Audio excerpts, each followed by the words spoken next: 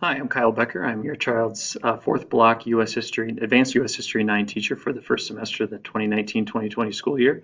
Um, just a little bit about me. This is my 16th year teaching at Linn-Mar.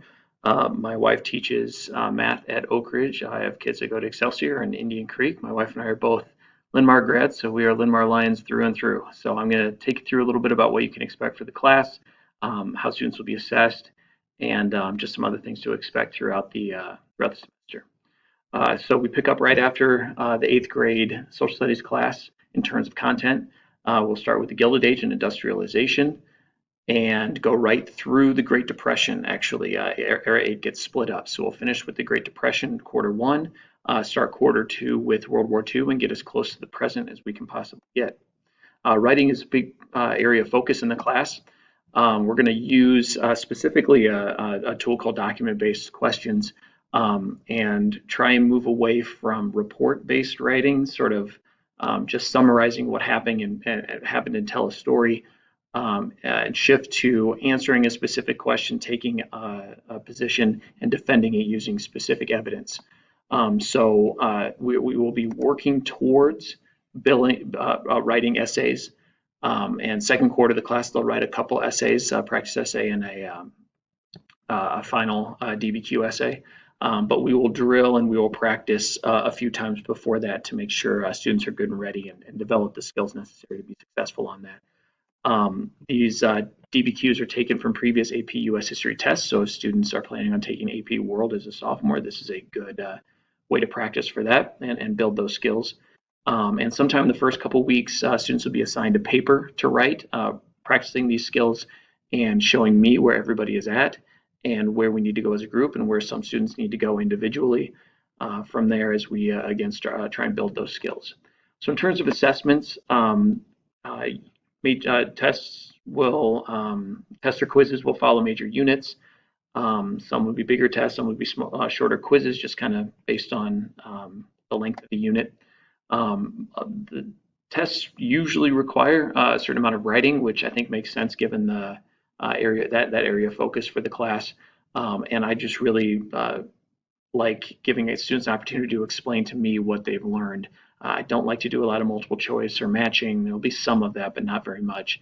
I would rather give students an opportunity to show me what they've learned, what stuck out to them. And it's a situation where there could be a lot of different answers for a question. They could all be right. I want to see what students learn and what they think. There will be some in-class projects, couple out-of-class projects, individual, group, and our most common kind of homework assignments we call core assignments. There'll be one or two of those per unit, and there'll be about 10 points. They'll get 2 or 3 days to work on that. So they will not have nightly history homework. I tell them that I don't want them having smaller, more frequent work. I would rather give them something that's going to require a little bit extra thought and have them take their time on it. There'll be some notebook checks because we want to make sure we stay organized. And sort of to cushion the blow of maybe some higher expectations on that,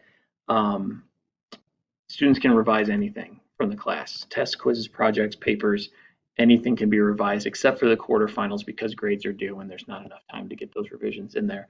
But everything else, if they didn't show sufficient learning, if they don't like how their grade turned out because of that, maybe they didn't communicate something clearly or they didn't understand something, they can go back and work on it. And once evidence of sufficient learning is shown, then their grade will go up accordingly. So I definitely encourage students to take advantage of this. And more than anything, I want them to learn what they're supposed to learn. And if it takes them a little bit longer to do that, then that's just fine. And for test and quiz revisions, we'll have a little sit down, we'll have a little talk just to make sure everything is in fact learned. Just like middle school and just like other classes in the high school, we use a 4 through 2 1 scale. 3 is proficient. That means you learn the information, you can use it, you can apply it.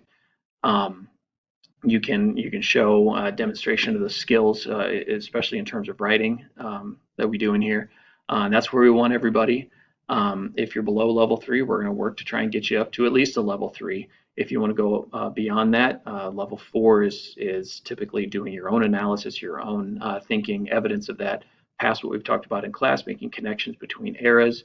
Um, but you don't necessarily need to get to level 4 to get an A in the class. Level 3.5 is a 95%. That's a solid A. So you just need to get past level 3. Even if you don't get all the way to level 4, you're still getting an A. And again, remediation and revisions certainly help with this aspect of it also. The one additional thing that goes into the grade book are the employability scale grades. Um, uh, every other week, a 10-point score will go in for this, and that adds up to about 40 or 50 points per quarter. So it's about a test grade, and so while it can influence your grade positively or negatively, it's certainly not going to determine your grade. So students are going to, they'll have a copy of this in their binders. They're going to be assessed on participation, preparedness, work completion, following classroom expectations, and really these shouldn't be problems. I mean, this is pretty standard school stuff. They should be pretty good at this stuff by now. So we found that if we don't keep kids accountable, then this stuff kind of goes away. But on the other hand, we want most of the grade to be on based on academics. So again, it's going to influence the grade, but certainly not determine it. But that will be a component of their grade. In terms of the textbooks, they won't have their own copy. There will be a classroom copy that we'll use when we're in the room. There's also going to be online access. So they get a username and password, and we'll walk through how to do that the first couple of days of class. And with everybody having their own computers this year, you bookmark it, and you should be good to go. So it's a pretty slick interface, and I think that'll be good for students this year. The last main thing I want to talk about is our Power School Learning. I think parents are going to have access to this year. If not, you can look at it through your student's username and password. Every day in class has a page on Power School Learning. It has learning activity or learning targets, has activities, assignments. Everything that was done in class is on Power School Learning. So if a student misses a day, they can go right to the Power School Learning page and know exactly what they need to do. If they're confused about what's on there, then certainly come in and ask me, but it should be pretty clear on there. At least I hope it is. So it's good if school is missed, if somebody's sick. It's a good way for parents to keep up to date. There's a calendar on there with due dates and what's coming up. So it worked out really well last year, and I think it will this year also.